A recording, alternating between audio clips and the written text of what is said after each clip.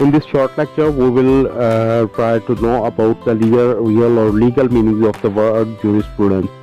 Jurisprudence is a very important subject in the law, and particularly in India and Pakistan, also a subject of LLB. So, let's start.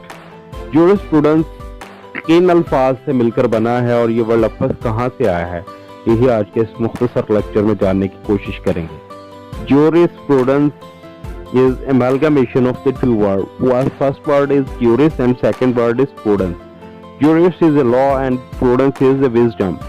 दो लफ्ज़ों से मिलकर ये लफ्ज़ बना है. juris का मतलब है लॉ, कानून, और prudence का मतलब है अकल.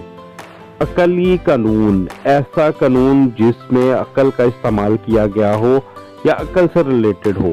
ये लैटिन वर्ड है. jurisprudence लातीनिया ज़बान का लफ्ज़ है और दो लफ्ज़ों का ये मिलकर बनता है jurisprudence.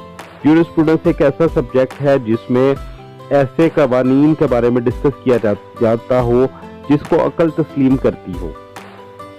यही इस सब्जेक्ट का खासा है. jurisprudence पर मुकम्मल लेक्चर अगली वीडियोस में मैं आपको पेश करूंगा.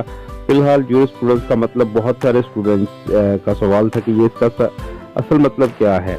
मैंने दोनों जुबानों में, इंग्लिश और उर्दू में, आपको बता दिया है jurisprudence का असली मतलब क्या है. दो लफ्ज़ों का मजमुआ है juris प्लस prudence. juris का मतलब है कानून और prudence का मतलब है अक्ल.